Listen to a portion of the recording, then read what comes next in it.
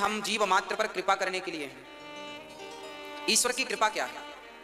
कैसे पता चला कि भगवान ने हम पर कृपा की है?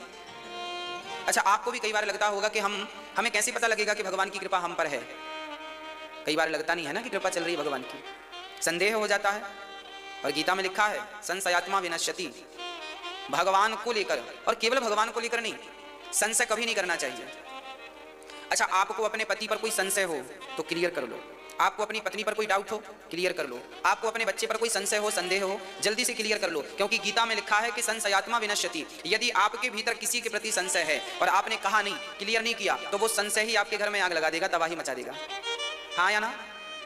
ये बात देखो गीता में भगवान ने कही है। गीता पढ़नी इसलिए चाहिए क्योंकि भागवत जी और गीता जी ऐसी हैं जो हमारे जीवन को स्वर्ग बनाती हैं। आपके जीवन में जो भी संदेह हो, भाई संशय लेकर चलने से अच्छा है उसे क्लियर कर लो। हमें लग रहा है कि ये व्यक्ति गलत है, एक बार कह दो, क्या भाई साहब हमें ये लग रहा है क्या तुम गलत हो, हमारा अपना ही है, हमारा दोस्त है, मित्र है। यदि आपको कोई भी संदेह है तुरंत कह दो। हो सकता है आप जो समझ रहे हो वो बात ना हो, आप गलत समझ रहे हो और वो कुछ और समझ रहा हो आपके बारे में। कई बार आंखों देखी भी गलत होती है, कानों सुनी भी गलत हो जाती है ना? तो इसलिए जो भी संदेह उसे जल्दी से क्लियर करो।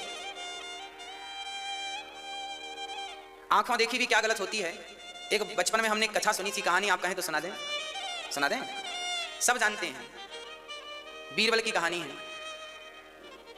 एक बीरबल थे, बड़े बुद्धिमान, उनके राजा थे और उनकी रानी थी। अच्छा, राजा की आदत थी कि कमल की पंखुड़ियों में सोया, गर्मी का टाइम था तो राजा तो भाई राजा है ना, राजाशाही तो राजाशाही होती है। तो एक दिन राजा हमेशा कमल की पंखुड़ियां बिछवाता अपने बिस्तर पर और सोया करता था। राजा रानी दोनों के लिए कमल की पंखुड़ियों की सैया सुसज्जित की जाती थी। एक दिन क्या हुआ, देखिए आंखों देखी भी गलत होती है, मैं उसका उदाहरण एग्जांपल दे रहा हूं। एक राजा थे, एक रानी थी, दोनों कमल की पंखुड़ियों पर सोया करते थे। अच्छा, जो कमल की पंखुड़ी बिछाने आया करता था माली, उसका नियम था कि रोज इतने बजे आना है, कमल की पंखुड़ियां बिछाना है।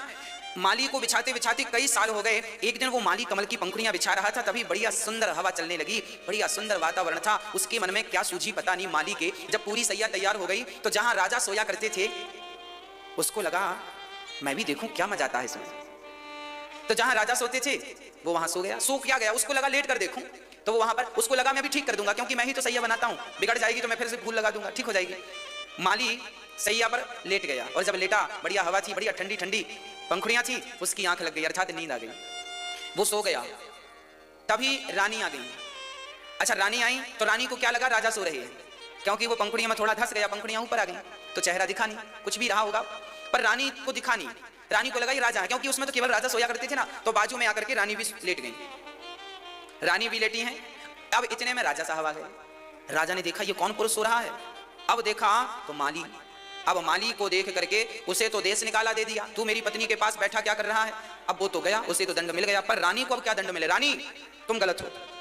अब रानी ने कहा महाराज हम गलत नहीं है, हमारे विचार गलत नहीं है, हमें तो लगा आप सो रहे हैं, केवल कंफ्यूजन हो गई। देखिए जीवन में कई बार गलतफहमी हो जाती है, हम गलत होते नहीं हैं पर आपको लगता है हम गलत हैं। ये गलतफहमी हो जाती है सबके जीवन में, पर रानी गलत नहीं थी पर राजा ने गलतफहमी पाल ली, और कोई भी पाल लेता क्योंकि पुरुष सो रहा है। अब निर्णय कौन करे? अब निर्णय, तब बीरबल को बुलाया गया। बीरबल ने कहा राजा साहब आंखों देखी भी गलत हो जाती है, आपने भले अपनी आंखों से देखी है पर गलत है, ये जो आप सोच रहे हैं वो गलत है। बीरबल तुम सिद्ध करके बताओ कि मैं कैसे गलत हूं। मैंने आंखों से देखा है। कई बार आप सुनी बात पर यकीन नहीं करते पर आंखों पर यकीन करते हैं, पर कई बार आंखों देखी भी झूठी हो जाती है। अब बीरबल ने सिद्ध किया। बीरबल ने कहा राजा साहब देखिए, रानी को उठाया गया, उस आदमी को उठाया गया, देखा गया तो वो गुलाब की सैया थी। रानी जहां पर लेटी थी वहां का गुलाब दबा हुआ था, वो आदमी जहां लेटा था वहां का कमल का पंखुड़ी दबी हुई थी और बाकी बीच में तो उठी हुई थी। इसका अर्थ यह हुआ कि ये केवल गलतफहमी के कारण रानी सो गई है, यहाँ इन दोनों के बीच में कोई गलत व्यवहार नहीं हुआ। इसलिए राजा साहब आपकी जो सोच है अभी वर्तमान में वो गलत है, ये दोनों गलत नहीं है, आपने जो इन दोनों के प्रति सोच बना ली है ये गलत है, ये गलतफहमी हटा दीजिए, सब ठीक है। देखिए रानी ने जहां सोई थी उनके निशान वहां है, पूरा पुष्प दबा हुआ है, वो यहाँ सोया था उसका पुष्प दबा हुआ है बीच में, बिल्कुल ठीक है। इसका मतलब राजा साहब आपकी आंखें आज गलत हैं। कहने का तात्पर्य यह हुआ कि आंखों देखी भी गलत हो गई। इसलिए आप अपने जीवन में कोई भी निर्णय लें, आप कुछ भी देखने के बाद भी निर्णय लें तो विचार कर लें कि आपने जो देखा है क्या वो सही है,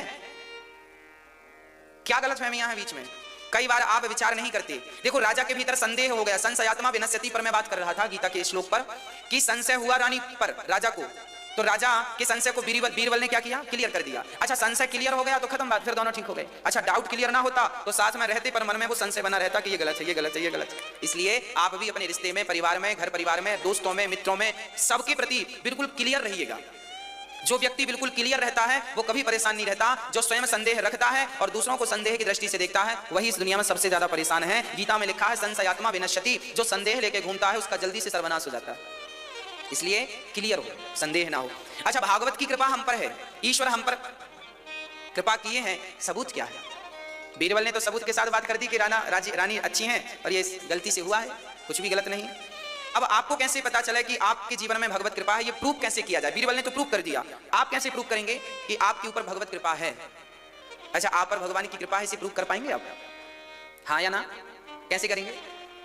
देखिए भगवान की सबसे बड़ी कृपा का प्रमाण पत्र यही है कि उन्होंने आप लोगों को इस लॉकडाउन में, जो कि तमाम लोग डिप्रेशन में जा रहे थे, आत्महत्या कर रहे थे, ईश्वर की कृपा ने ही किसी भी प्रकार से उन्होंने आपको 7 दिन की भागवत सुना करके, 7 दिन नहीं, आपने तो, कई लोग बोलते हैं हम तो चैनल बदल रहे थे, अपने आप साधना चैनल लग गया, हमने कथा देख ली, कथा देखी तो रुक गए, ठहर गए, 1 घंटे की देखी, फिर 2 घंटे की देखी, फिर 1 दिन की देखी, अब तो ऐसा हुआ कि महीनों से हम एक भी दिन छोड़ते नहीं है। इसका मतलब क्या है? देखिए ईश्वर की कृपा बोल रहा हूं आपको। लॉकडाउन के पहले बहुत सारे लोग भारत के आध्यात्म से नहीं जुड़े थे, भगवान से इतने नहीं जुड़े थे जितने अब जुड़ गए हैं, कथा सुनकर जुड़ गए हैं। तात्पर्य क्या हुआ कि देखो जमाने पर औरों पर कृपा हो ना हो भगवान की, पर आप वृंदावन तक पहुंचे हैं तो आप पर तो कृपा है भगवान की। आप कथा सुन रहे हैं तो आप पर, औरों की मैं गारंटी नहीं लेता, और कैसे हैं कहां हैं राम जाने, पर जो टीवी के माध्यम से कथा सुन रहे हैं, जो अपने बच्चों को संवार रहे हैं, सुधार रहे हैं, संस्कारी बना रहे हैं, आप पर तो कृपा है ना। यही तो प्रत्यक्ष कृपा है। एक बहन मेरे पास आई, बोले गुरुजी मैं बिल्कुल मरने वाली थी, आत्महत्या करने वाली थी, इतनी डिप्रेशन में चली गई, पर कथा सुन के मैं अच्छी हो गई। क्या अर्थ है इसका? इसका अर्थ यही है कि ये भगवत कृपा ही तो है। इसे आप कृपा नहीं कहेंगे तो क्या कहेंगे? पहले आप बड़े अशांत रहा करते थे, पैसा बहुत था पर फिर भी अशांति थी, अब देखो कथा सुनते सुनते मन बिल्कुल शांत हो गया, आपके भीतर शांति आ गई। ये ईश्वर की कृपा नहीं, भगवत कृपा नहीं तो क्या है? पहले आप बड़े परेशान रहा करते थे, मन भटकता रहा करता था, अब पहले की अपेक्षा मन अब ज्यादा अच्छा है, ज्यादा शांत है, घर में ज्यादा सुख मिल रहा है, ज्यादा आनंद से रह रहे हैं, पति पत्नियों के झगड़े समाप्त हो गए, बहुत सारे बेटों ने माँ बाप की सेवा स्टार्ट कर दी। ये कृपा नहीं तो क्या है? कितने लोग हमसे कहते हैं गुरुजी हमारे बेटे ने तो चरण छूने शुरू कर दिए, हमारे बेटे ने तो चरण धुलना शुरू कर दिया, जो बेटा कभी समय निकाल कर आता नहीं था अब तो वो मेरे चरणों से जाता ही नहीं है, ऐसा परिवर्तन हो गया। तो परिवर्तन तो है।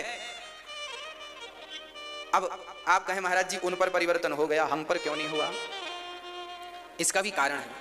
एक बार मां यशोदा यमुना जी में दीपदान करने गई, दीपदान किया। केवल मां यशोदा ने नहीं, नंद बाबा ने, ब्रजवासियों ने, गोपियों ने, ग्वाल वालों, मतलब हजारों लोगों ने दीपदान किया। पूरी यमुना जी जगमग जगमग जगमग जगमग जगमग जगमगा रही हैं आहा दीपों से।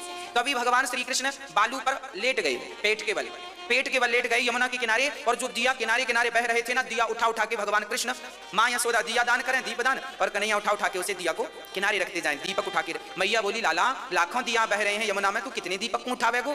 कन्हैया बोली मैया सारे दीपकन को मैंने ठेका थोड़ी ले रखे है, जो मेरे पास से गुजरते जाएंगे उनको उठा के अपने पास रखते जाऊंगा। कहने का तात्पर्य यह है कि भारत में 135 करोड़ की आबादी है, भारत में 135 करोड़ लोग रहते हैं, तो क्या भगवान ने सबका ठेका लिया है? भगवान कहते हैं देखो ठेका तो मैंने सबका ही लिया है, पर याद रखना जो मेरे करीब से गुजरते जाएंगे उनको उठा उठा करके मैं उन्हें मुक्त करता जाऊंगा, उनके दुखों से मुक्त करता जाऊंगा। जो मेरे से दूर हैं, जो मेरे पास आते ही नहीं, अब मैं क्या करूं? गलती किसकी? तुम जाते क्यों नहीं भगवान के पास? क्यों नहीं उनसे संबंध बनाते? क्यों दूरियां बनाए बैठे हो? जाओ उनके पास, पुकारो उन्हें, वो सबका दुख दूर करते हैं, तुम्हारा क्यों नहीं करेंगे? तुम कभी गए ही नहीं उनके पास। याद रखना द्रौपदी ने जब तक भगवान को नहीं पुकारा तब तक भगवान ने उनकी रक्षा नहीं की। भगवान रक्षा करते हैं, दुख दूर करते हैं, पर जब तक कोई जाकर पुकारे नहीं, जब तक कोई संबंध ना बनाए, जब तक कोई हृदय की धड़कन से ना कहे कि हे नाथ मैं तेरा हूं और तू मेरा है, तब तक काम बनने वाला नहीं। इसलिए भगवान मेरे हैं, मैं उनका हूं, इस भाव से भगवान के दर्शन करने जाओ, उनसे नजदीकियां बनाओ। एक नाई था, नाई अर्थात सेविंग करने वाला, वो अपनी दुकान में सबसे कहता था सुनो भगवान नहीं है, सुनो भगवान नहीं है, सुनो भगवान नहीं है। एक महात्मा जी को पता चल गया कि ये सबसे कहता है भगवान नहीं है, भगवान नहीं, ये प्रचार कर रहा है भगवान नहीं है। उसकी दुकान पर जो भी सेविंग करवाने जाता, बाल कटवाने जाता, वो यही कहता भगवान नहीं है, भगवान। एक दिन महात्मा जी उसकी दुकान के बाहर खड़े होकर बोल रहे थे सुनो नाई तो होता ही नहीं है, नाई तो होता ही नहीं है, नाई तो होता ही नहीं है। नाई बाहर निकला, क्यों भाई क्यों नहीं होता? मैं हूं नाई। क्या करना है? बाबा जी बोले यदि नाई होता तो मेरी दाढ़ी इतनी बड़ी कैसे हो जाती? नाई नहीं होता इसलिए तो मेरी दाढ़ी इतनी बड़ी हो गई। नाई ने कहा कि भैया तुम आओ तो कभी कटवाने, जब तक तुम कटवाने नहीं आओगे अपनी दाढ़ी तो बड़ी हो ही जाएगी। तुम मेरी दुकान नहीं आओगे तो मैं कैसे काटूंगा? तो संत जी ने कहा पागल, जब तक तेरी दुकान कोई ना आए तब तक तू दाढ़ी नहीं बना सकता, सेविंग नहीं कर सकता। तो जब तक तू भगवान के पास ना जाए तब तक भगवान तेरा दुख दूर कैसे करेंगे? यहाँ चिल्लाने से क्या फायदा? तेरी दुकान कोई आता है तब उसके तू सेविंग करता है, उसके बाल बाल बनाता है। तेरी दुकान कोई आएगा नहीं तो कैसे? अब कोई कहे नाई होता नहीं, होता नहीं, अरे होता है पर कोई जाए तो सही उनके पास, तब तो वो ठीक करेंगे। उसी तरह भगवान तो होते हैं पर कोई बाहर से चिल्लाए नहीं नहीं होता नहीं होता। अरे भाई जाओ तो सही, मिलो तो सही, हाँ दरस परस तो करो, पहले सुनो समझो। कोई उनके करीब आएगा ही नहीं तो उन्हें क्या जरूरत पड़ी है? भाई एक प्यासा बोला कुएं से कुआ तुम किसी काम के नहीं हो, तुम तो देखो हमें पानी नहीं पिला रहे हो। कुआ बोला भैया मैं तो तुम्हें पानी पिलाने के लिए जिंदा हूं, जरा तुम अपने हाथ तो बढ़ाओ। अब कोई हाथ ना बढ़ाए कुएं की तरफ, अरे बाल्टी तो डालो कम से कम कुआ में, कुआ मना थोड़ी करता है कि मैं तुम्हें पानी नहीं पिला। अब कोई कहे नहीं नहीं कुआ तो है नहीं, कुआ तो हमारी प्यास ही नहीं बुझाता। अब तुम बेवकूफ हो तो क्या करेगा कुआ? भाई बाल्टी लाओ, डालो उसमें, भरो पानी और पियो, कुआ थोड़ी मना कर रहा है। उसी तरह भगवान तो सबकी प्यास बुझाने को तैयार हैं, सब पर कृपा करने को तैयार हैं। थोड़ा सा तुम प्रयास तो करो, उनकी शरण में तो जाओ, केवल शरणागति ग्रहण तो करो भैया। जब तक शरणागति ग्रहण ना करोगे तब तक भगवत कृपा कैसे होगी?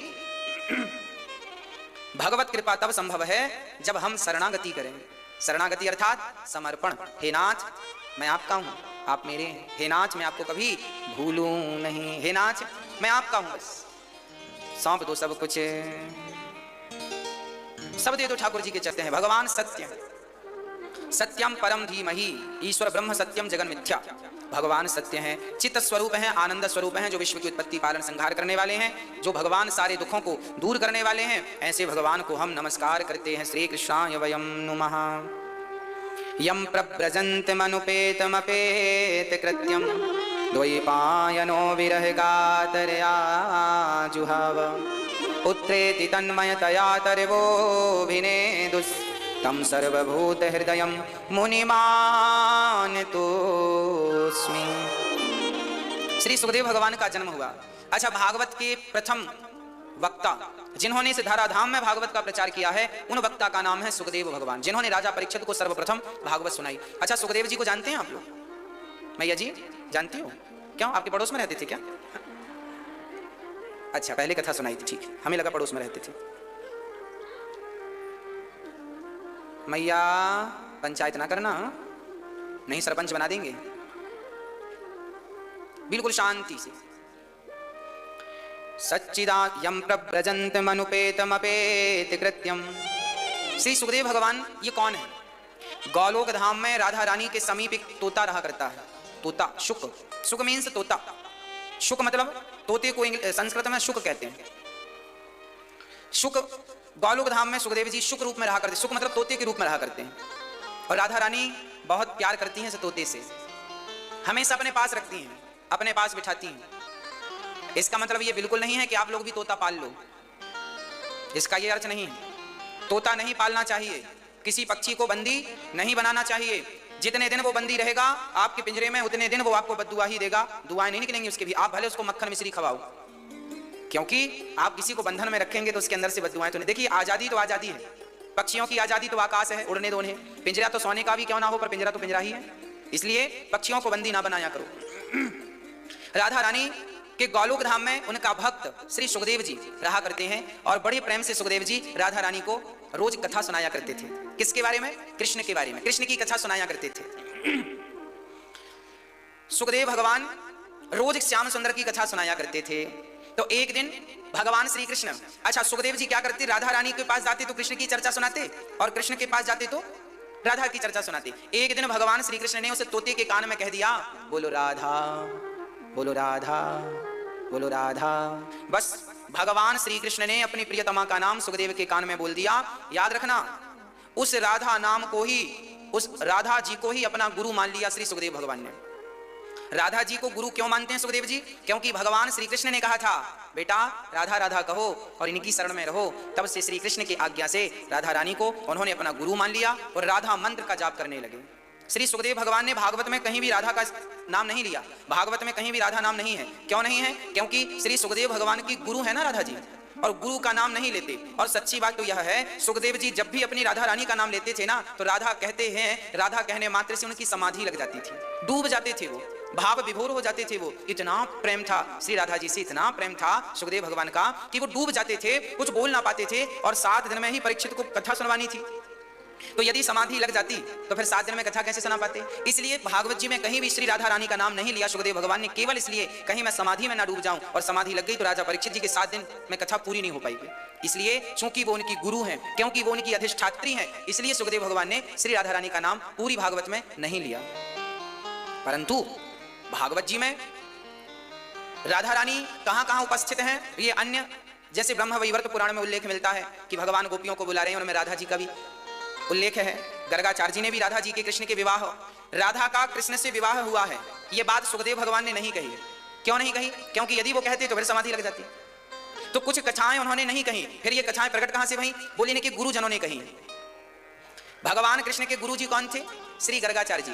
गर्गाचार्य जी ने जो बात सुखदेव भगवान से छूट गई थी, उसे उन्होंने गर्ग संहिता में, गर्गाचार्य जी ने गर्ग संहिता में लिख करके पूरा किया है। देखिए, जो भी लेखक होते हैं ना, जो भी लिखने आते हैं, जैसे गोस्वामी तुलसीदास जी, रामचरितमानस आप पूरी पढ़ लोगे ना, तो बहुत सारे प्रश्नों के उत्तर रामचरितमानस में नहीं मिलते। तुलसीदास जी ने और भी ग्रंथ लिखे हैं, कवितावली, दोहावली, विनय पत्रिका, ऐसे 12 ग्रंथ लिखे हैं गोस्वामी जी ने। कितने ग्रंथ? 12, 12, 13 ग्रंथ का उल्लेख है। गोस्वामी तुलसीदास जी का सबसे पहला ग्रंथ है हनुमान चालीसा। तुलसीदास जी ने सबसे पहले, जब तुलसीदास जी 9 वर्ष के थे, 9 साल के थे, तब उन्होंने हनुमान चालीसा की रचना कर दी थी।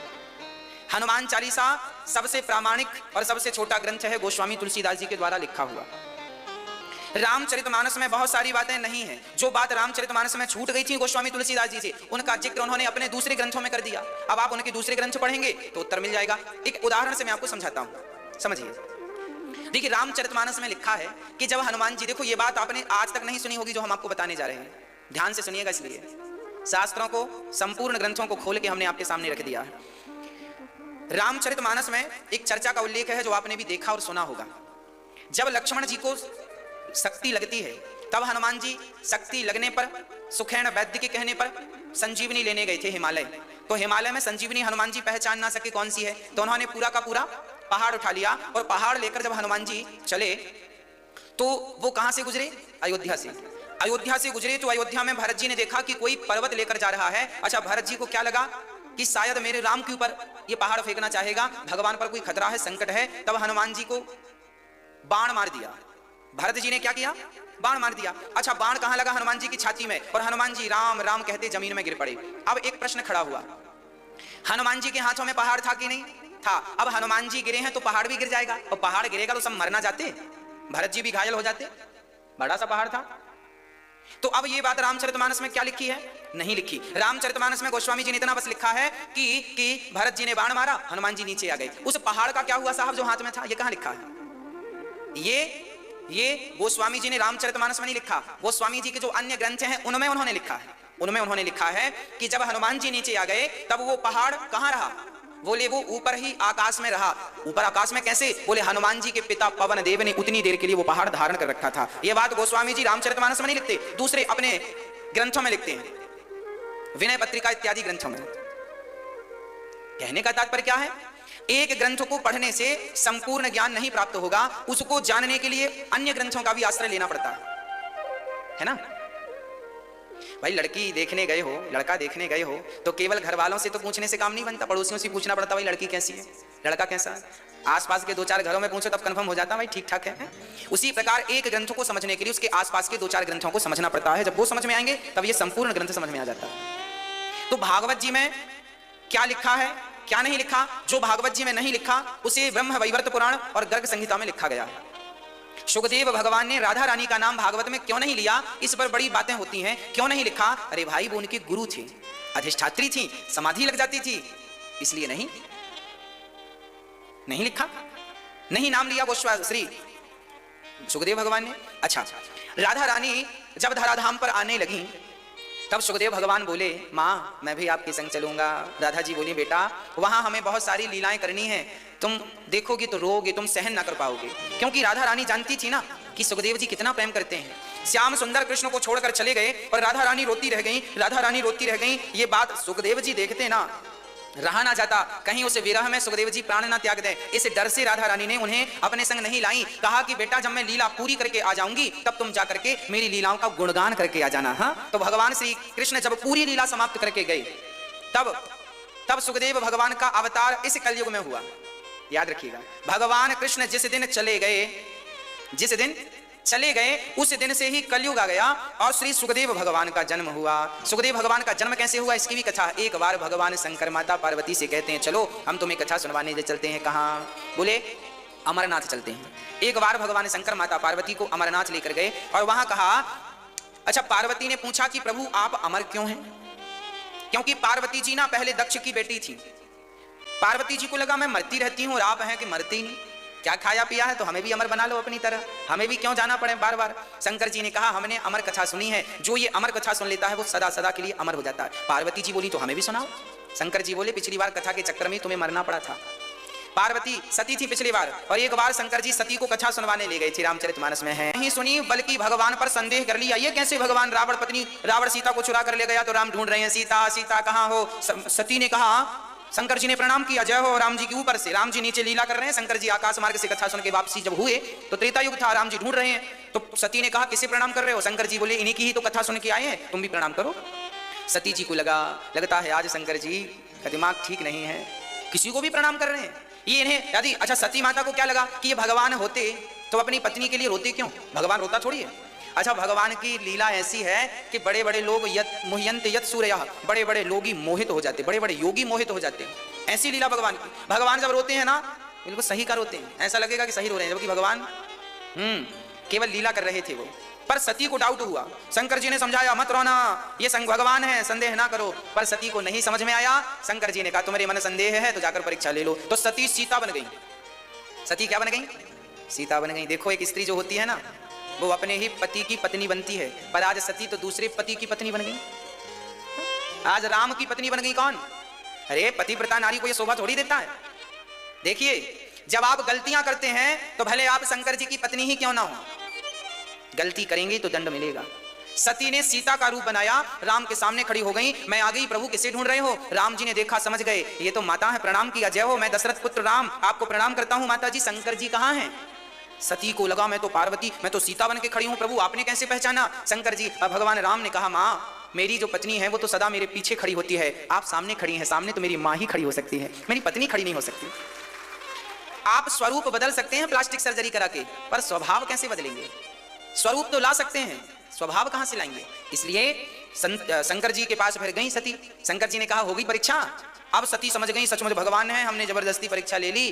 देखो आप लोगों को भी ना कई बार भगवान की कथाओं को सुनकर ऐसा लगता होगा ये तो सामान्य है, हमारी और आपकी तरह व्यवहार है, मक्खन चुरा रहे हैं, मटकी तोड़ रहे हैं, ये तो बच्चों की तरह हरकत कर रहे हैं। भगवान की लीला ऐसी ही है कि जो सुनता मोहित हो जाता। माता सती जैसी मोहित हो गई तो हम और आप मोहित हो जाएं तो इसमें आश्चर्य क्या है? बाद में शंकर जी ने कहा परीक्षा हो गई, सती ने असत्य कह दिया, ना कछु ना परीक्षा लीन है गोसाई, आपकी तरह प्रणाम करके चली आई, आज मैंने कोई परीक्षा नहीं। शंकर जी समझ गए कि मेरी पत्नी मेरे से झूठ भी बोलने लगी है, अब तो त्याग ही ठीक है। शंकर जी समाधि लगाकर बैठ गए और वह सती पिता के यज्ञ में गई। देखो जब भगवान, अभी थोड़ी देर पहले मैंने कहा ना संशयात्मा विनश्यति, संदेह मत करना कभी किसी के प्रति, संदेह किया तो नाश।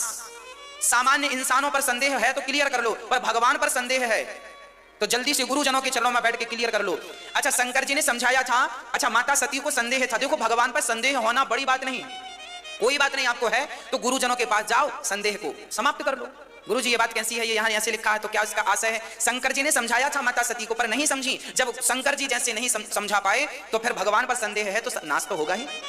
भगवान संदेह का नहीं विषय है, श्रद्धा का विषय है। और संदेह किया तो पिता के यज्ञ गई तो वहां उन्हें जल करके भस्म होना पड़ा, और वही सती फिर पार्वती के रूप में अब जन्म लेती हैं।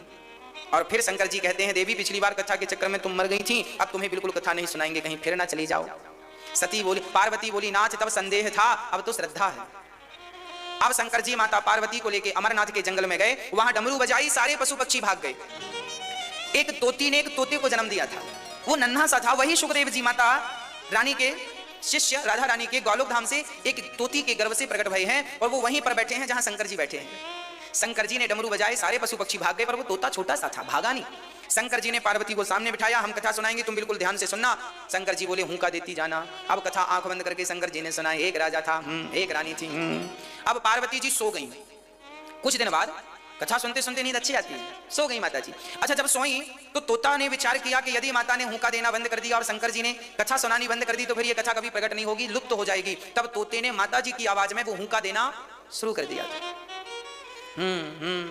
संपूर्ण कथा हो गई। तब शंकर जी ने जयकारा लगाई, बोलिए वृंदावन बिहारी लाल की। और जयकारा लगी तो पार्वती जी की नींद खुली। माता जी ने कहा स्वामी जी फिर आगे क्या हुआ? शंकर जी बोले कथा तो पूरी हो गई, आप कहाँ थी? हमारी आंख लग गई थी, सो गई। अरे हुंका तो बराबर मिला, कौन था यहाँ? अब शंकर जी ने पलट कर देखा, अच्छा इस चोर ने कथा सुन ली है और जो त्रिशूल लेकर चोरी से तूने कथा सुनी इसलिए मारूंगा। अब ज्यों त्रिशूल लेके दौड़े तो सुखदेव भगवान अपने प्राणों की रक्षा केवल इसलिए करना चाहते थे कि यदि मैं मर गया तो मेरे साथ ये संपूर्ण कथा मर जाएगी। तो कथा को समाज तक पहुंचाने के लिए उन्होंने लंबी उड़ान भरी और व्यास जी की पत्नी बद्रीनाथ में जमहाई ले रही थी, उनके मुख से वो तोता अंदर गया और गर्भ में जाकर बैठ गया। शंकर जी आए, देवी हमारा चोर निकालो। माता जी ने कहा चोर? शंकर जी आपके घर में क्या चोरी हो गया? आपके घर में तो कुछ होता नहीं है। अच्छा, राधा कृष्ण के मंदिर में चोरों के लिए कुछ मिल जाएगा चुराने के लिए, पर शंकर जी के मंदिर में चोरों को कुछ मिलता नहीं है चुराने के लिए, क्या मिलेगा? माता जी ने अच्छा ये बताओ असली धन क्या है? बोलो। देखिए, राम नाम धन है, कृष्ण नाम धन है, ये तो अच्छी बात है, ये तो आध्यात्म दृष्टि वालों के लिए है कि राम ही धन है, कृष्ण ही। पर सामान्य धन क्या है? सामान्य जो वार्ता है, सामान्य जो जीवन है, सामान्य जीवन में धन क्या है? हाँ चलो आपकी बात सही है, संतोष धन है, ठीक है भाई, सामान्य जीवन में संतोष तो रखना चाहिए, पर सामान्य धन क्या है? मैं बिल्कुल सामान्य बात पूछ रहा हूं आपसे। अच्छा, प्रेम, चलो माना कि प्रेम धन है, ठीक है, और सामान्य, ये तो थोड़ा और वीआईपी हो गया ना, थोड़ा और सामान्य। सामान्य धन क्या है वो मैं आपको बता दूं। हमारे जीवन में जिसका उपयोग हमें हर पल चाहिए, जिसके बिना जीवन संभव नहीं है, वह सामान्य भाषा में हमारा धन माना जाता है। वो क्या है आप बताओ? हाँ क्या? अरे अभी तक नहीं पहुंचा हो, इतना सरल करके बता दिया। दोस्ती, गृहस्थी, अरे राम राम राम राम, और नीचे जाओ थोड़ा, क्या है? अरे राम राम राम राम, मीठी वाणी, सब ठीक ठाक है, आप सब ठीक कह रहे हैं, आप लोग गलत नहीं कह रहे हैं कुछ भी, पर जहां हम आपको ले जाना चाह रहे हैं आप वहां नहीं पहुंच रहे हैं अभी तक। सामान्य जो धन है हमारा, सामान्य धन है हमारा रोटी। यदि रोटी ना हो, पानी ना हो, तो फिर यदि रोटी जैसा धन हमें ना मिले, जल जैसा अमृत धन हमें ना मिले, तो क्या हम कथा भी सुन पाएंगे? क्या राम नाम भी ले पाएंगे? क्या संतोष भी कर पाएंगे? क्या प्रेम भी कर पाएंगे? जो आप कह रहे थे सब सही कह रहे थे, आपकी जगह सब सही थे, पर सबसे बड़ा धन सामान्य भाषा में कहें तो सबसे बड़ा धन हीरा मोती धन नहीं है। जो लोग कहते हैं ना सबसे बड़ा धन हीरा मोती है, सोना चांदी है, मणि माणिक्य को धन माना जाता था ना, सबसे बड़ा धन है रोटी और जल, पानी। भाई हम ना सबके बिना रह सकते हैं। पुराने जमाने में जंगल के लोग कपड़ों के बिना भी रहते थे, जंगली लोग, पर रोटी के बिना। रोटी मतलब भोजन से लेके कोई भी फल ले लो आप, खाने की कोई भी वस्तु, रोटी का अर्थ खाने की वस्तु से है। भोजन ही सबसे बड़ा धन है और जल ही सबसे बड़ा धन है। इसलिए मैं सामान्य बात आपको इसलिए बतला रहा हूं कि सामान्य जो धन है इसकी भी इज्जत करनी चाहिए, इसकी भी वैल्यू करनी चाहिए। जल बचाने का प्रयास करना चाहिए। रोटियां उतनी ही लीजिए जितना कि पचा सकें, जितनी की खा सकें। एक रोटी आपने लेकर यदि अपने बैग में रख दी, खराब हो गई, और वो रोटी यदि किसी भूखे के पेट में पहुंच जाती तो वो काम करती। इसलिए जीवन में सबसे बड़ा धन है रोटी। छोटा बच्चा, जब हम भी छोटे थे तो हम डायरेक्ट ये नहीं बोलते थे माँ भगवान कहाँ है, हम ये बोलते थे रोटी कहाँ है, रोटी खाना है, दूध पीना है, पानी पिला दो। मतलब शुरुआत तो यहीं से हुई ना। इसलिए ये सबसे बड़ा धन है। लोग ये ना कहें कि हमारे पास सोना चांदी है, आप ये समझो जिसके पास कल तक की रोटियां हैं वो बहुत बड़ा आदमी है, बहुत बड़ा आदमी। उसके पास अन्न धन है। जिसके पास कल तक का पानी है बहुत बड़ा आदमी है। जल ही जीवन है, भोजन ही जीवन है। इसलिए जिनके पास 2 वक्त की रोटियां हैं वो ये ना सोचा करो कि हमारे पास सोना और चांदी नहीं है। अरे सोना चांदी वालों को भी रोटियां ही खानी पड़ती हैं। इसलिए रोटी ही सबसे बड़ा धन है। चलो अब अपनी जगह पर आते हैं आध्यात्म धन पर। हमारो धन राधा, हमारा धन, संतों का धन क्या है? राधा। संतों का धन मीराबाई गाती हैं, पायो जी मैंने राम रतन धन। राम नाम ही हमारा सबसे बड़ा धन है। तो मैं आप लोगों से कहा करता हूं कि आपके पर्स में, पॉकेट में पैसे हो ना हो, पर आपके कंठ में, आपकी जेहवा पर भगवान का नाम होना चाहिए। आपके घर पर सोना चांदी हो ना हो, पर कल के लिए रोटियां होनी चाहिए। रोटी जरूरी है। इसलिए मैं आपसे ये भी कहूंगा कि रोटियों की भी कल की व्यवस्था करके ही चलना चाहिए, यही सदगृहस्थ के लक्षण है। सारा उड़ाना दिया करो, सारा पैसा खर्च ना कर लिया करो, कुछ पैसा कल के लिए भी रखा करो, कल को जरूरत पड़ गई तो कहां हाथ पसारोगे। इसलिए शास्त्र आपकी सब तरफ ध्यान देते हैं, 2 पैसे कल के लिए बचा के रखिएगा। चलिए, कल को भी भाई लॉकडाउन हो जाए तो क्या करोगे? आपका तो पैसा ही काम आएगा, 2 पैसा होंगे तो आप, है ना। पहले के जमाने पता साल भर के लिए गेहूं इकट्ठी कर ली जाती थी। साल भर तक, जब तक अगला सीजन ना आए, गेहूं भर लिया जाता था कुठलों में। कुठले होते थे गांव में, कुठला जानते हैं? हाँ, बड़े बड़े मटके होते थे, बड़ी बड़ी व्यवस्थाएं लोग करते थे। रहने के लिए भरे कम हो पर रोटी की व्यवस्था, गेहूं भरा पड़ा है, दाल भरी पड़ी है, चावल भरा पड़ा, धान भर लेते थे, कूट कूट के खाते रहते थे, ये व्यवस्था थी। आपको भी थोड़ी सी व्यवस्थाएं करनी चाहिए। भगवान का धन, आज भगवान शंकर जी ने कहा, देवी तुम्हारे पेट में हमारा चोर घुसा पड़ा है, जल्दी से निकालो। क्या चुरा लिया? बोले धन। कौन सा धन? बोले हमारी अमर कथा सुन ली। शंकर जी ने कहा, जब अमर कथा सुन ही ली, अब माँ ने कहा, व्यास जी की पत्नी ने, जब अमर कथा उसने सुन ही ली तो फिर मरेगा कैसे? अब आप क्यों मार रहे हैं उसे? उसने हमारी कथा चुरा ली। माता जी ने कहा, अमर कथा सुन ली तो वो तो अमर हो गया, और मार दोगे तो फिर महिमा समाप्त हो जाएगी। शंकर जी बोले, बात सही है। शंकर जी पार्वती को लेकर कैलाश चले गए। बात यह थी, कथा उसे तोते को ही सुनवानी थी, पार्वती जी को निमित्त बनाया। अब सुखदेव जी को देखना जरा, वे पहले गौलोक धाम में रहते हैं, फिर व्यास जी की पत्नी के पेट में आ गए। यहाँ कितने साल रहे? 12 वर्षों तक रहे। 12 वर्षों तक माँ के पेट में रहे और बढ़िया सी कथा जो सुन के गए हैं उसका चिंतन करने लगे, मनन करने लगे। आप लोग भी जो सुना करो ना, उसका चिंतन किया करो, रिवीजन किया करो, आपस में बात किया करो। आज हमने ये कथा सुनी है, इस कथा का क्या अर्थ है? कई बार ना जो बात हम कहते हैं उसके भी बहुत सारे मायने होते हैं, अर्थ होते हैं, पर सारे अर्थ तो हम नहीं समझा पाते ना समय अभाव में। एक बात के बहुत सारे अर्थ होते हैं। तो आप लोग कुछ घर में चिंतन किया करो, आज ये बात बोली गई है तो हमारे जीवन से इस बात का क्या संबंध है, कहां मैच कर रही है? कहीं हम भी तो वही गलती नहीं कर रहे हैं जो इतिहास के पन्नों में लोगों ने कर दी है? दोहराइए, देखिए कहां गलत हैं आप, कहां आपसे गलती हो रही है। आपके जीवन में जो आपसे नाराज है उसकी नाराजी क्यों है, क्या कारण है? सारी चीजें विचार करना। कथा सुनने से काम नहीं बनेगा, सुनकर उसको धारण करने से काम बनेगा। धारण कीजिए, मनन कीजिए और उसे चरितार्थ कीजिए। जैसा सुनते हैं वैसे बनिए। ये नहीं कि आप सुन तो बहुत कुछ रहे हैं, हम बोल रहे हैं सच बोला करो, सच बोला करो, पर आप बोलते नहीं हैं सच। आप लोग सच बोलते हैं कि नहीं? हाँ, मैं ये नहीं बोलती हूँ, कम बोलती हो कि ज्यादा? ज्यादा सच बोला करो। आप लोग सुनते सब हैं, जो बात हम यहां से बताते हैं ऐसा नहीं है कि आप लोगों को उसका नॉलेज नहीं है, उसका ज्ञान नहीं है, आप लोग सब जानते हैं। फिर भी अच्छा, हम लोग जान, देखो बचपन से हम लोग सुनते आ रहे हैं, झूठ बोलना पाप है, नदी किनारे सांप है ना। हम लोग बचपन में ये गाया करते थे, झूठ बोलना पाप है, नदी किनारे सांप है, काली जी आएंगी सिर काट के ले जाएंगी। ये बचपन में हम लोग बोलते थे। अर्थ क्या है? झूठ बोलना पाप है, ये ज्ञान हमें कब मिल गया था? ये ज्ञान हमें कब मिल गया था? झूठ बोलना पाप है, ये ज्ञान कब मिल गया था आपको? बचपन में। देखो बचपन में ज्ञान मिला था, पर बचपन से लेके अभी 55 के हो गए, पर वो ज्ञान का चरितार्थ, ज्ञान को चरितार्थ नहीं किया, चरित्र में नहीं उतारा। बचपन से 55 में पहुंच गए, पर झूठ अभी भी चालू है। इसका अर्थ क्या है? इसका अर्थ यह है कि आप गंभीर नहीं हैं, आप लापरवाह हैं। समझिए, असत्य का साथ मत लीजिए, सच बोलने से ही सुखी रहिए। सच बोलने से आधी रोटी मिलती है और झूठ बोलने से यदि संपूर्ण थाली मिलती हो तो संपूर्ण थाली लेने से अर्थ है कि आधी रोटी खाकर ही आप सुखी रहें, क्योंकि सच के संग रोटी जो मिलेगी वो रोटी सुपाच्य होगी। यदि थाली भर खा लिया, 56 भोग खा लिया झूठ का, तो जरूरी नहीं है कि वो पच जाए। इसलिए सच की रोटी खाने का प्रयास कीजिए।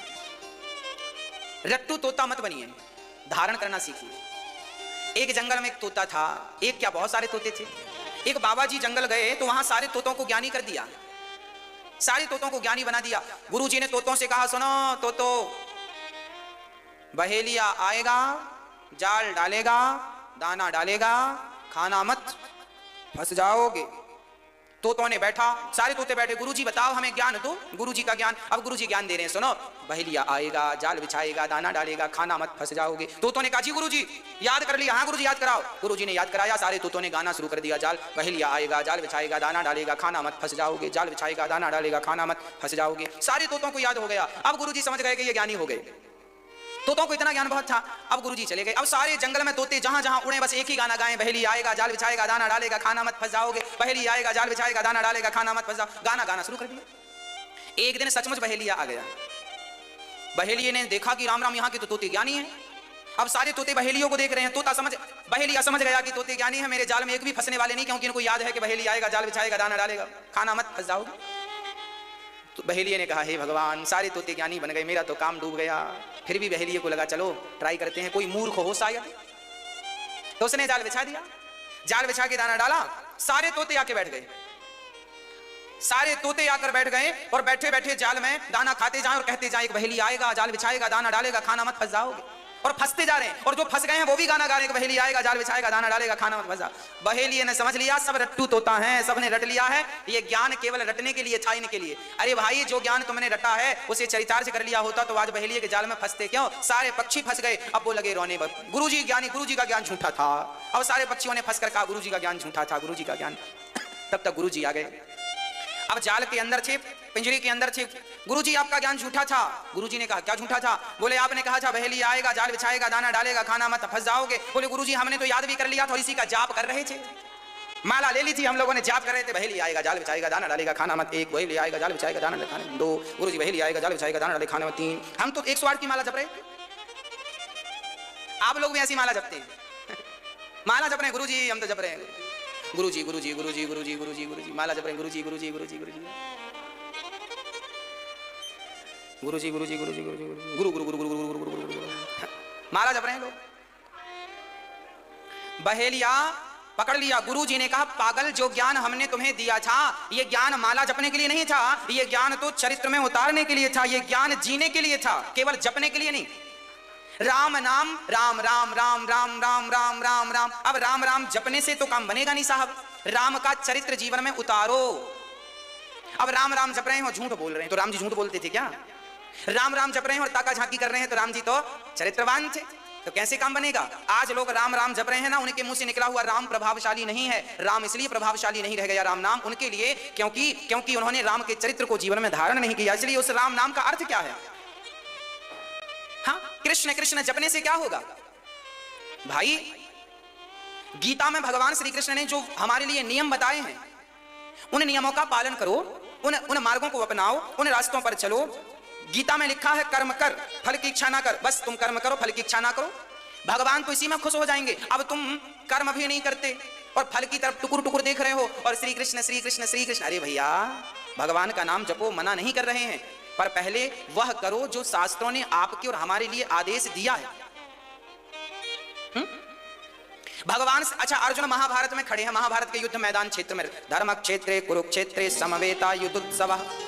कुरुक्षेत्र में खड़े हैं अर्जुन। अब अर्जुन क्या करें? अर्जुन भी जपने लगे कृष्ण कृष्ण कृष्ण। भगवान कृष्ण मेरी बात, युद्ध कर। नहीं नहीं, मैं युद्ध नहीं करूंगा, मैं कृष्ण कृष्ण कृष्ण कृष्ण कृष्ण कृष्ण कृष्ण कृष्ण कृष्ण। तो ये जपने लगते तो महाभारत हो जाता, विजय मिल जाती। अरे भाई, कृष्ण कृष्ण तो बाद में जपो, पहले जो कृष्ण का जीवन है, कृष्ण की जो बात है वो तो धारण कर लो। कृष्ण ने जो बात कही है वो धारण करो। भगवान श्री कृष्ण कहते हैं कि जो भी कर्म करते हो सबसे पहले मेरे चरणों में समर्पित कर दो। त्वदीयं वस्तु गोविंद तुभ्यमेव समर्पयेत्। सब भगवान के चरणों में समर्पित कर दो। भगवान ये कहते हैं कि जो पत्नी है, पुत्र है, परिवार है, वो तुम्हारा नहीं है। इस भाव से जीवन जिया करो कि वो सब भगवान का है। सब संपत्ति रामचरितमानस में एक चौपाई लिखी है, हमें सब संपत्ति रघुपति कर आही, ऐसी चौपाई है, हमें अभी विस्मरण है। हाँ, आ गई। संपत्ति सब रघुपति के आही। क्या लिखा है रामचरितमानस में? संपत्ति सब रघुपति के आही, अर्थात सारी संपत्ति रघुनाथ जी की है। ये बात केवल कही ना जाए कि रघुनाथ जी की संपत्ति है, समर्पण तुरंत कर दिया जाए, भगवान के नाम रजिस्ट्री कर दी जाए, भगवान सब तुम्हारा है, खत्म। अब जपो राम राम तो फिर इसका फल ज्यादा मिलेगा। अब तुमने दिया लिया कुछ नहीं भगवान को, पत्नी मेरी, बेटा मेरा, घर मेरा, ये सब मेरा मेरा मेरा, और भगवान को दिया कुछ नहीं ना, भगवान की बात मानी और जप रहा राम राम राम राम, ऐसे राम से, ऐसे नाम से। इसलिए रामचरित गोस्वामी जी ने एक दोहा और लिखा है, राम राम सब कोई कहे, दशरथ कहे न कोय, एक बार दशरथ कहे, सो कोटि यज्ञ फल होय। भगवान का नाम जपना अच्छी बात है, भगवान का नाम कल्याणकारी है, पर भगवान का नाम जपने के पहले राम ने, कृष्ण ने जो हमारे लिए नियमावली बनाई है, उन नियमों को फॉलो करना है, उन मार्गों पर चलना है, उन रास्तों पर चलना है, तब नाम का ज्यादा प्रभाव पड़ेगा। 10 इंद्रियों से भगवान की भक्ति हो, 10 इंद्रियों से भगवान में समर्पण हो। अच्छा, अभी तक आप लोगों ने भगवान को क्या दिया है? क्या दिया बताओ? हमारी माताएं और हमारे भारत के लोग क्या देते हैं मैं बताता हूं। एक फूल है ना, तो उसे भी हम कुछ लोग बीच से तोड़ लेते हैं, ये लो, ये भगवान को देंगे, ये लो भगवान। इतना सस्ता तुमने बना रखा है क्यों? कई बार हम देखते हैं लोग आते हैं, फूल इतना सा, फूल भी नहीं, फुल्ली। अभी वो बेचारी जन्म ही ली, अभी फूल बना नहीं पूरा, फूल का प्रारंभ जो भाग होता है गुलाब के, उसको ही तोड़ कर ले आते। अभी उसको फूलने तो दो, उसकी जिंदगी उसे जीने तो दो, थोड़ी सी कली तोड़ लेते हैं। हाँ, अरे उसका भी जीवन शुरू नहीं हुआ, तुमने तोड़ लिया इतनी सी कली। अभी बेचारी वो फूल की गुलाब बनी नहीं है। कई लोग तो ये झड़ जाता है तो ये चढ़ाते हैं, ये भगवान ले लो तुम, ये भगवान लो। आप लोग ना ये सब चढ़ाएंगे, फूल चढ़ाएंगे, पंखुड़ी चढ़ाएंगे, बाजार से सबसे सस्ता वाला सेब लाके चढ़ाएंगे, सबसे सस्ता केला चढ़ाएंगे। अरे भैया ये क्यों चढ़ा रहे हो? किसने कहा? चढ़ाना ही है तो आप अपने आप को क्यों नहीं समर्पित कर देते? प्रभु मैं आपका, मेरा पूरा संपूर्ण परिवार आपका, सारी जिम्मेदारी मैं आपके चरणों में डाल रहा हूं, अब सौंप दिया से जीवन का सब भार तुम्हारे हाथों में। आपको मैंने ये बात 50 बार कह दी है और आपने 50 बार सुनी है, पर अभी तक आप सौंप नहीं पाए। इसका मतलब हम कौन है? रट्टू, रट्टू तोता। एक बहेली आएगा, जाल बिछाएगा, दाना डालेगा, खाना मत, नहीं तो लो फंसे पड़े हैं और गाना गा रहे हैं, फंस जाओगे। और माला जप रहे हैं। गुरु जी ने कहा मूर्खो, ये जो मंत्र दिया था तुम्हें जपने के लिए नहीं दिया था, उसे चरित्र में चरितार्थ करने के लिए दिया था। क्या करने के दिया था? चरित्र। तो गीता में, भागवत में जो चीज बताई जाए उसे चरितार्थ, वो जीवन जियो, वो जीवन जीना है। हम कहते हैं संतोष रखो, मतलब कहते हैं कह दिया, मतलब आपको रखना है। संतोष का मतलब यह है कि बड़ी भूख लगी है, पर आज हमें भूख लगी है 5 रोटियों की, पर हमें आज मिली केवल 1 रोटी, तो हम लड़े ना कि जोना साहब तुमने सारी उड़ा दी, हमें तो दिया नहीं। संतोष मतलब हर फील्ड में संतोष दिखना चाहिए, हर जगह संतोष हो।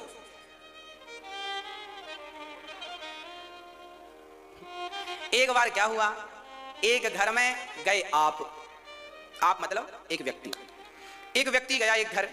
वहां उस घर वाले ने उस मेहमान की बड़ी खातिरदारी की, लस्सी पिलाई, बढ़िया गाढ़ी लस्सी पिलाई, बढ़िया बादाम खिलाए, काजू खिलाए, पेट भर के खवाया पिवाया।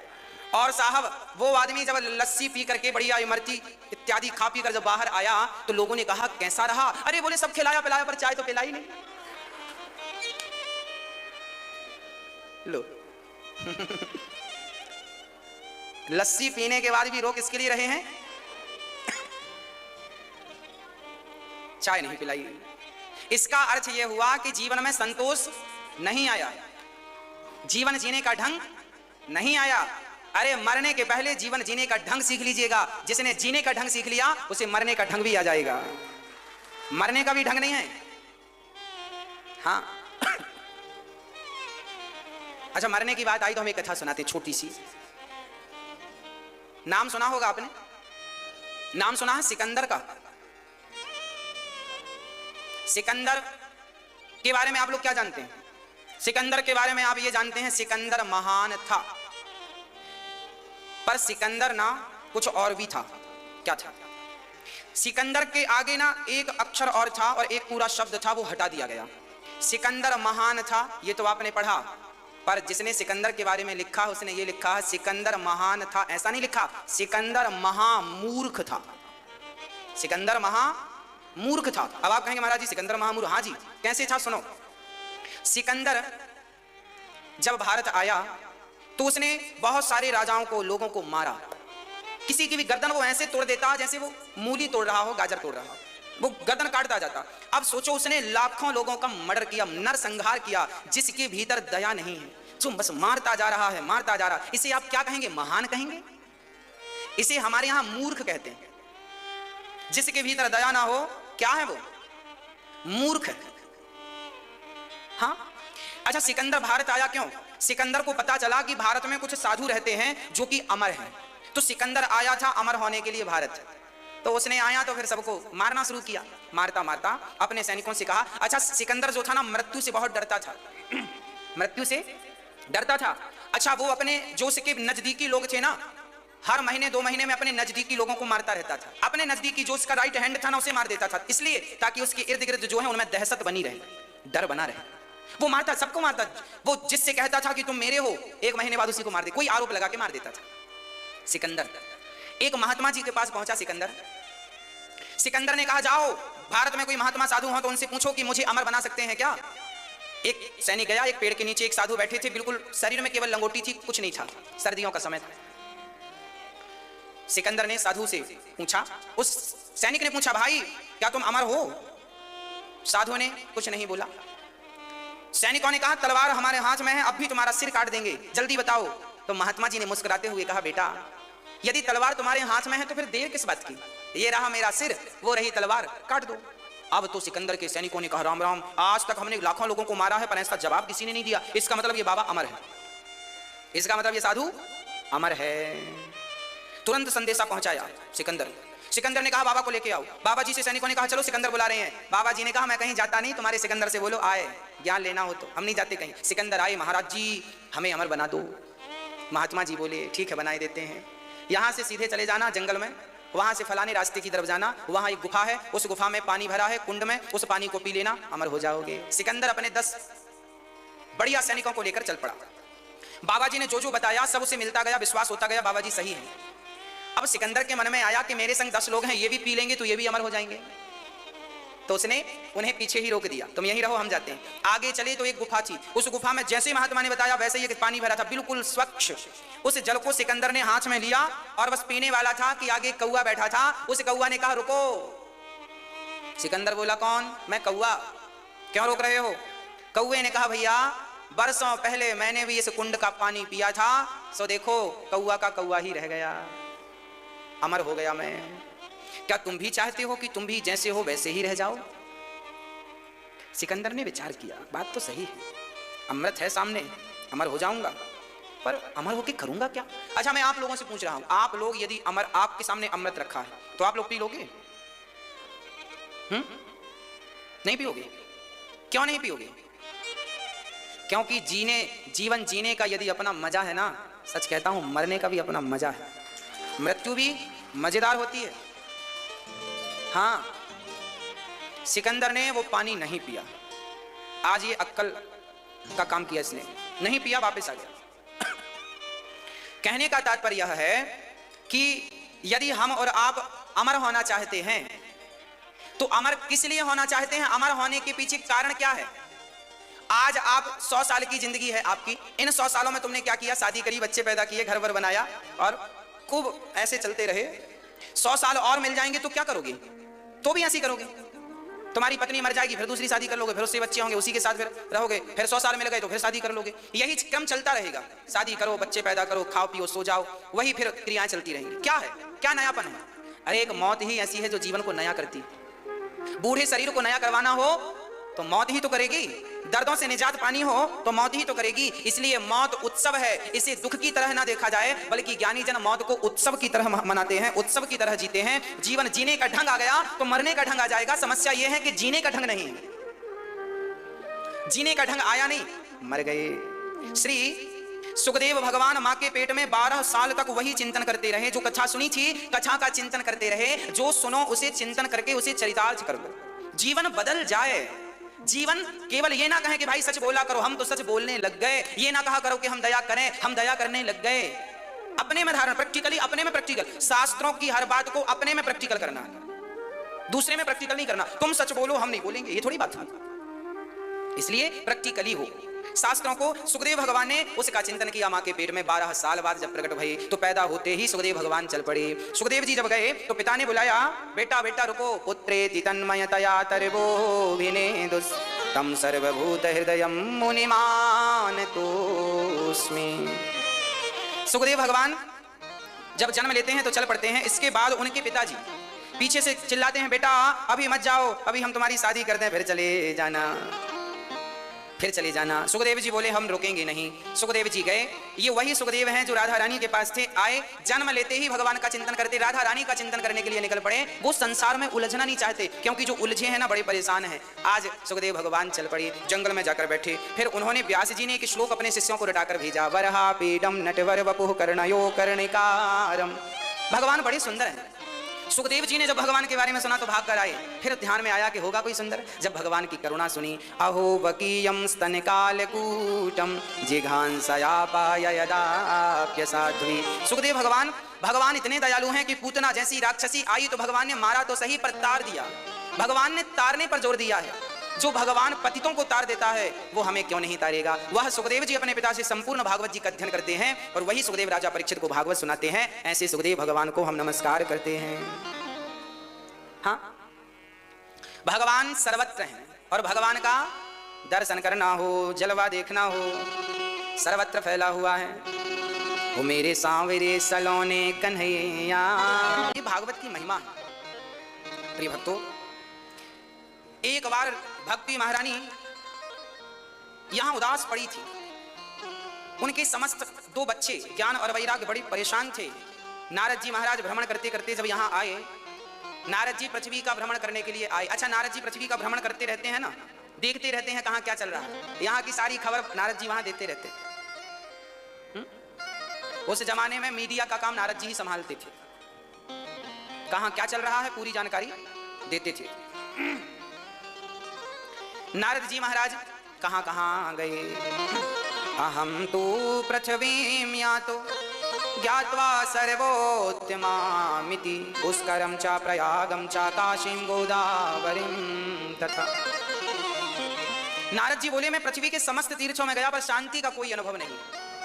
आजकल घर में बड़ी खींचातानी चल रही है, शांति है ही नहीं। देखिए ना, आजकल घर में झगड़े ही झगड़े दिख रहे हैं। फलाने ने फलाने को झगड़ा किया, फलाने ने फलाने को ताना मारा। घर को ना नर्क बना रखा है लोगों ने। 2 पैसे नहीं आ रहे हैं तो चिड़चिड़ाए बैठे हैं। बात कुछ भी बोलना, किसी को भी बोलना, बुद्धि भ्रष्ट हो गई लोगों की। हाँ, अभी लॉकडाउन में सब घर में ही थे। सुनने में आया पति पत्नियों का झगड़ा भी बढ़ गया है। बाहर चला जाता था तो बेचारा थक के आता था तो सो जाता था। अब घर पे भी है तो बेचारा सोए सोए थका है। झगड़ा चल रहा है, क्यों? समझदारी नहीं, जीवन जीना कैसे है पता नहीं। श्री नारद जी कहते हैं, मैं सारी जगह गया, शांति नहीं मिली। गृहस्थों के घर गया तो यहां शांति नहीं। तरुणी प्रभुता गे शाल को बुद्धिदायक। घर पर नई नई बहुओं की चल रही है, सासू माँ की कोई पूछ ही नहीं। कोई किसी का सम्मान नहीं करता। आज झगड़े इसलिए हैं क्योंकि हम लोगों ने अपने से बड़ों का आदर करना छोड़ दिया, सम्मान करना छोड़ दिया। और आजकल के बड़े बुजुर्गों ने भी न्याय करना छोड़ दिया। देखो, गलती एक से नहीं, दोनों से हुई।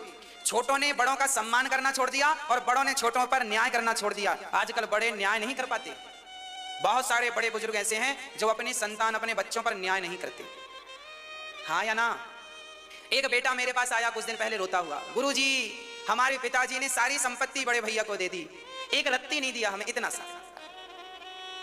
कई घरों में यह देखने को मिलता है, माता पिता एक ही बेटे को सब कुछ दे देते हैं, दूसरे को, तीसरे को कुछ नहीं मिलता, या 2 को दे देंगे, 1 को नहीं मिलेगा। माँ बाप का प्यार जिससे ज्यादा है, माँ बाप उसे ज्यादा दे देते हैं। चलो, ये बात तो सही है कि जो सेवा करता है उसे मिलना चाहिए, पर कई बार ना माँ बाप के अंदर बड़ा मोह होता है। मोह जानते हैं? एक बहू बोली, गुरुजी हमारा पति कुछ नहीं कमाता और हमारे जेठ जी बहुत कमाते हैं, तो हमारी जो सासू माँ है और ससुर जी हैं, ये अपने बड़े बेटे के ही पास रहते हैं, बड़े बेटे से ही मतलब रखते हैं। भोजन भी कहेंगे, बेटा तुमने खा लिया, बेटा पानी पी लो। छोटा बेटा कमाता नहीं है ना, तो उसका कुछ महत्व ही नहीं, नौकर सरी का पड़ा, नौकर की तरह।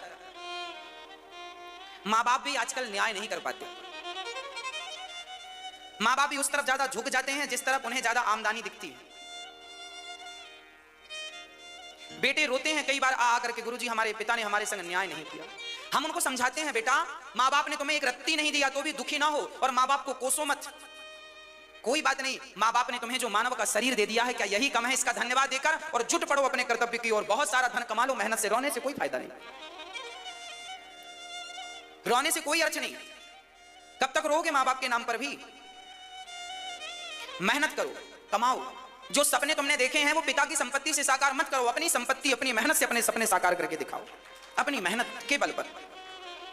पिता ने दिया तो राजी मर्जी से रख लो, नहीं दिया कोई बात नहीं, उनका अपना विचार होगा, वो उनकी इच्छा है। तो हम ये कहते हैं आपसे कि छोटों ने बड़ों का सम्मान करना छोड़ दिया और बड़ों ने छोटों पर न्याय करना छोड़ दिया, इसलिए समाज में विकृति आ गई और झगड़े उत्पन्न होने लगे। हर घर में कोई ना कोई झगड़ा है। तरुणी प्रभुता गे है, नई नई बहुओं की घर में चलने लगी, सासू मां की कोई पूछ नहीं। सलाहकार, देखो एक उदाहरण देता हूं धृतराष्ट्र का। धृतराष्ट्र के सलाहकार कौन थे? धृतराष्ट्र के सलाहकार थे भीष्म पितामह। धृतराष्ट्र के सलाहकार थे गुरु द्रोणाचार्य। धृतराष्ट्र के सलाहकार थे विदुर जी, परंतु ये तीनों दिग्गज थे, पर धृतराष्ट्र इन तीनों से सलाह ना लेकर शकुनी से सलाह लेते थे। याद रखना, धृतराष्ट्र ने जब सलाहकार शकुनी को बनाया तो धृतराष्ट्र का सर्वनाश हुआ कि नहीं? इसलिए कहता हूं, अच्छा, पांडवों में और कौरवों में अंतर कितना था? इतना ही अंतर था कि पांडव अपने बड़ों का सम्मान करते थे और कौरव अपने से बड़ों का अपमान कर देते थे। दुर्योधन जो था ना, पितामह भीष्म का सम्मान नहीं करता था। दुर्योधन जो था ना, अपने गुरु द्रोणाचार्य का सम्मान नहीं करता था। उसे जो अच्छी बात कहता उसका वो तिरस्कार करता था। और जब आप बड़ों का तिरस्कार करेंगे तो आप 100 ही क्यों ना हो, समूल नष्ट हो गया दुर्योधन जैसे दिग्गजों का। यदि बड़ों का सम्मान करना भूल गए, उसी दिन से तुम्हारी उल्टी गिनतियां चालू हो गई। इसलिए बड़ों का आदर, बड़ों का सम्मान कभी ना छोड़ना। वो भले तुम्हें कुछ भी कहें, वो भले तुम्हारे संग अत्याचार करें, पर तुम जो तुमको कांटा बुबे ताही बोए तो फूल, तो को फूल को फूल है, वाकु है त्रिशूल। आप अपने रास्ते पर ठीक रहो बस। हाँ, तुम्हें जचता नहीं है कोई व्यक्ति तो उससे थोड़ी दूरी बना लो, ठीक है, परंतु आप ये ना कहो कि अब मैंने आपको गाली दी तो आप भी समाज में मुझे गाली दे, मेरी बुराई करे ना। आपने दे दी सो दे दी, खत्म। दुर्योधन बड़ों का सम्मान नहीं करता था। और सुनो, कौन सम्मान नहीं करता था? रावण।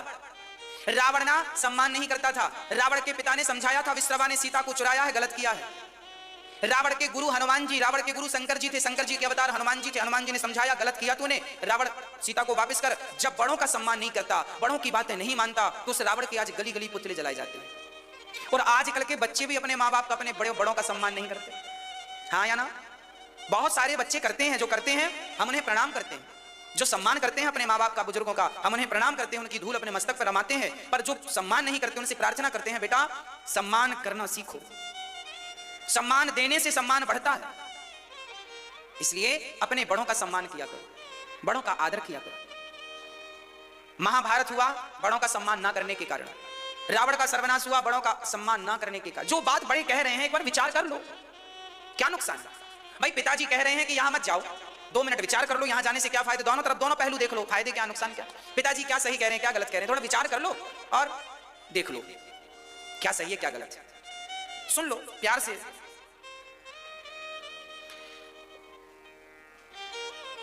इसलिए हम आपसे निवेदन करते हैं कि बड़ों का आदर जरूर कीजिएगा। नारद जी अपनी मन स्थिति से परेशान है, शांति नहीं मिली, तब वृंदावन आए और वहां एक बूढ़ी सी स्त्री, जवान स्त्री, बूढ़े से पुरुष को देखकर नारद जी दंग रह गए। क्या है ये? उस स्त्री ने कहा, अहम भक्ति रीति ख्याता इमऊ में तनयऊ मतऊ ज्ञान वैराग्य नामानऊ काल योगे न जर्जरऊ। महाराज मेरा नाम भक्ति है, मेरे बेटे ज्ञान वैराग्य है। नारद जी बोले, तुम जवान, तुम्हारे बेटे बुढ़े, ये क्या है? बोले, कलयुग है, सब उल्टा चल रहा है। क्या मदद करूं मैं? मेरे बेटों का अज्ञान मिटा दो, मेरे बेटों की जवानी लौटा दो। नारद जी ने कहा, ठीक है, वेद पुराण गीता सुनाई ज्ञान वैराग्य को, पर उनसे शांति नहीं मिली। तब नारद जी को आकाशवाणी ने कहा, नारद जी भागवत की कथा सुनवाओ। जब तक भागवत नहीं सुनवाओगे तब तक इनका दुख दूर। सत्कर्म सूचको नूनम ज्ञान यज्ञ स्मृतो बुधई। नारद जी महाराज चले, सनकादियों ने बताया भागवत ही सबसे बड़ा सत्कर्म है। भागवत की कथा हरिद्वार की धरती पर प्रारंभ हो गई। नारद जी ने कहा, मैंने गीता पुराण सुनाया, उनसे तो दुख दूर नहीं हुआ, भागवत से कैसे होगा? सनकादियों ने कहा, दूध से ही घी बनता है। जो काम घी कर सकता है वो दूध नहीं कर सकता। घी से पूड़ी बन सकती है, दिया जल सकता है, ना दूध से पूड़ी बनेगी ना दिया जलेगा, जबकि दूध से ही घी का जन्म होता है। दही बनाओ, दही का मंथन, फिर मक्खन पकाओ, घी। घी का पिता दूध है, पर दूध जितना पावरफुल है उससे कई गुना पावरफुल घी है। उसी प्रकार वेद पुराणों से भागवत की उत्पत्ति हुई है, पर जितनी शक्ति भागवत में है उतनी शक्ति किसी में नहीं है। सर्व वेदेतिहासानाम सारम सारम समुद्रतम, सबका सार इसमें भरा पड़ा है। इसलिए 18 पुराण मत सुनो, एक भागवत को सुन लोगे तो 18 पुराण सुनने का फल मिल जाएगा। 4 वेद समझ में नहीं आएंगे, इसलिए भागवत को सुन लो तो 4 वेद समझ में आ जाएंगे। वेदों का सार तत्व भागवत है, पुराणों का सार तत्व भागवत है, स्मृतियों का सार तत्व भागवत है, ब्रह्मसूत्र का सार तत्व भागवत है। सबका सार भरा है। ये मक्खन है, खाओ पियो, पिबत भागवतम रसमालयम, रस से भरी पड़ी है। भाई गन्ने का डंडा तुम्हें कोई दे तो चबाने में नुकसान हो सकता है, दांत टूट सकते हैं या दांतों में फंस सकता है, पर कोई गिलास में रस निकालते देते तो पी लो फटाफट। ऐसे भागवत तो रस है, केवल पीने की जरूरत है आपको, बाकी सार तो यही है। सारे पुराणों का सार निकाला गया है भागवत। क्या है? हर वेद पुराण को पढ़ा, व्यास जी सबकी रचना किए हैं। 4 वेद उन्होंने, सामवेद, ऋग्वेद, यजुर्वेद, अथर्ववेद, 18 पुराण, 17 पुराण लिखे, अंत में 17 का निचोड़ इसमें दे दिया, वेदों का निष्कर्ष। इसलिए इसे पंचम वेद कहते हैं। भागवत जी को क्या बोलते हैं? पंचम वेद। लिखा है ये बातें, सबका सार तत्व है। गीता, गीता का सार, महाभारत 1 लाख श्लोकों का महाग्रंथ है, उसका सार भागवत है। भागवत में ऐसी कौन सी कथा है जो नहीं है? ऐसी कौन सी बात है जो नहीं है, ऐसा कौन सा ज्ञान है जो नहीं है। विद्वानों की परीक्षा भागवत से होती है, आपको पता है। इसलिए भागवत सर्वश्रेष्ठ हैं। भागवत श्रवण करने मात्र से संपूर्ण वेद पुराणों को श्रवण करने का फल प्राप्त हो जाता है। इसलिए भागवत जी की पोथी लोगों ने बिठाई है, इसीलिए ताकि उनको संपूर्ण वेद पुराण सुनने का फल मिल जाए। भागवत संपूर्ण वेद पुराणों का फल प्रदान करती है। अभी आज से भागवत जी की पोथी बैठी है, आगे बहुत सारे भक्त रह गए हैं, गुरुजी हमें भी बिठाना है, हमें भी बिठाना है। आगे फरवरी में फिर होंगे भागवत जी के पाठ, 2 फरवरी या 3 फरवरी डेट होगी, हम कल फाइनल करेंगे, उसमें भी भागवत जी के पाठ होंगे, आप बिठा सकते हैं। तो भागवत जी जो हैं सर्व वेदों का रस है। अब नारद जी बोले सुनवाओ, 4 आसन हरिद्वार में लगाई, कथा प्रारंभ हो गई। सदा सेव्या श्रीमद् भागवती कथा। भागवत शुरू ही सनकादियों ने सुनाई, केवल महिमा गाई गई भक्ति महारानी वृंदावन से। देखिए भागवत का संकल्प, आप कहीं भी बैठे हो विश्व के किसी भी कोने में, और आपके संकल्प मात्र से भागवत यहां हो गई, तो आपको पुण्य वहां प्राप्त हो जाएगा जहां आप हैं। अपने भक्ति महारानी वृंदावन थी और कथा इनके नाम से हुई हरिद्वार में, तो ये बिल्कुल यहां से स्वस्थ होकर वहां चली गई और वहां नाचने लगी। महाराज मैं ठीक हो गई, बताओ कहां बैठ जाऊं। संत ने कहा ये जो संत जन बैठे हैं इनके हृदय में जाकर भक्ति महारानी तुम वास करो। तो जो कथा प्रेमी होते हैं उनके हृदय में भक्ति का निवास होता। नारद जी ने प्रश्न कर दिया, बड़ा कठिन है प्रभु, कोई ज्ञानी जन भागवत सुन के तर जाए तो आश्चर्य नहीं है, कोई मूर्ख धूर्त कथा सुन के तर जाए तो आश्चर्य नहीं है, पर जिसने जीवन भर पाप किया है क्या ऐसा पापी व्यक्ति कथा सुन के तरेगा? बोले हाँ, ये माने वह पाप कृतस्तु सर्वदा सदा दुराचारिरता विमार्गिगाः क्रोधाग्निदग्धः कुटिलाश्च कामिनः सप्ताह यज्ञेन कलौ पुनन्ति ते। कितना भी बड़ा पापी क्यों ना हो, भागवत बड़े से बड़े पापी को तार देती है। आज तक किसी को तारा? हाँ, भागवत ने सबको तारा। किसको तारा? सुनो। एक पंडित जी रहा करते थे आत्मदेव नाम के, उनके पास सब कुछ था, खाने को रोटी थी, पहनने को वस्त्र थे, पर संतान नहीं थी। संतान के लिए रोते थे। एक बार घर छोड़कर चले गए। एक महात्मा जी ने फल दिया, फल लाकर पत्नी को दिया। पत्नी ने फल खाया नहीं, गाय को खिला दिया, तो गाय को एक बच्चा हो गया, नाम रखा गौकर्ण। और धुंधली की बहन का बेटा हुआ धुंधकारी, तो उसे खरीद लिया बहन ने, धुंधली ने, और नाम पड़ा धुंधकारी। आत्मदेव जी की कोई संतान नहीं थी। संत कृपा करके फल दिए थे, पर इनकी पत्नी ने फल खाया नहीं, गाय को खिला दिया, तो गाय को बच्चा हो गया। और देखिए संत कृपा, संत प्रभाव से गाय को भी बच्चा हो गया। बच्चा, बछड़ा नहीं, बच्चा, कान गाय की तरह थे बस। धुंधकारी जब बड़ा हुआ तो अपनी मां को, अपने पिता को मारता था। पिता से बोला पैसे निकालो, पिता ने पैसे नहीं दिए तो 2 लाठियां जमाई पीठ में। आजकल के बच्चे ऐसे ही हैं, जब तक माँ बाप के पैसे होते हैं ना तो उड़ाते हैं, और माँ बाप के पास पैसे खत्म हो जाएं तो घर से निकाल देते हैं। एक मैया हमसे बोली कुछ दिन पहले कि गुरुजी हमारे बेटे ने हमसे कहा माँ पैसे दे दो, हम अपने घर में तुम्हारे लिए कमरा बनवा देंगे। हमसे पैसे ले लिया, 50,000 रुपए हमने जो जोड़ के रखे थे, पैसे भी ले लिया और फिर घर से निकाल भी दिया। घर से भी निकाल दिया, पैसे भी ले लिया। अब वो माँ फिर यहां आई तो ये दास उनकी सेवा करता है। अर्थात कहने का आज इतना कलयुग प्रभावशाली है कि इसने बच्चों की बुद्धि ऐसी बिगाड़ रखी है। अरे सुना था कि दुनिया स्वार्थी है, पर ये नहीं सुना था कि आजकल के बेटे भी माँ बाप से स्वार्थ चाहते हैं, बेटे स्वार्थी हैं। ये तो सुना था कि दुनिया स्वार्थी है, पर ये थोड़ी सुना था कि बेटे स्वार्थी हैं। ये भी अपने माँ बाप की सेवा तब तक करते हैं जब तक स्वार्थ है। माँ बाप पैसे कमाते हैं तो सेवा करते हैं, पैसे नहीं कमाते, कोई पेंशन नहीं है तो सेवा नहीं करते। बहुत सारे माँ ऐसी हैं, बहुत माँ आती हैं यहाँ जिनकी कोई कमाई नहीं है, वृद्ध पेंशन भी नहीं आती, नाम नहीं लिखाया, बूढ़ी माँ है, कहाँ जाए वृद्ध पेंशन लेने। तो वो माँ, उसको बच्चे निकाल देते हैं घर से, जाओ। तो वो माँ फिर यहाँ आती हैं। भक्तों चलो, किसी बेटे ने यदि ठुकराया है तो न माँ के लिए किसी बेटे ने अपनाने का प्रयास भी तो किया है ना। बिहारी जी की गोद तो खाली है, आओ सबके लिए खाली है। दरबार में बंसी वाले के दुख दर्द मिटाए जाते हैं, दुनिया के सताए लोग यहाँ सीने से लगाए जाते हैं। माएँ रोती रोती यहाँ आती हैं और यहाँ की सेवा, यहाँ की व्यवस्थाओं को देखकर माएँ गदगद हो जाती हैं, प्रसन्न हो जाती हैं। उनके रोम रोम से आशीर्वाद निकलने लग जाता है, रोम रोम से आशीर्वाद निकलता है।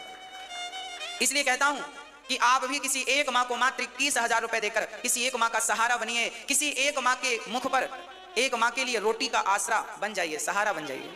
भक्तों आपके ये बढ़े हुए हाथ उन माँओं के काम आएंगे। आज हमारे पास एक पिताजी भी आए, आज एक पिताजी भी आए, यहां है क्या? आज एक पिताजी आए और उन्होंने कहा कि हमारे बच्चे, उन्होंने हमें सेवा नहीं की, हम अब यहीं रहेंगे। उनकी आंखों में हमने आंसू देखे। पता नहीं कैसे निर्दयी बच्चे हैं। उन्हें कौन समझाए कि बेटा माँ बाप को रुलाकर आज तक कोई बेटा सुखी नहीं हो सका, तुम कैसे सुखी हो जाओगे? माँ बाप को दर्द देकर कोई कैसे सुखी हो सकता है?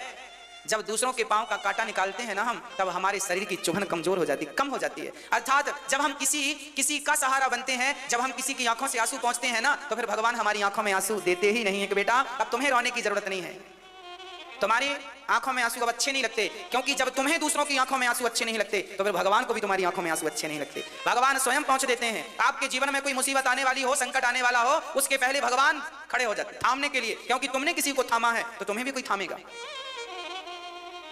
आओ किसी एक माँ का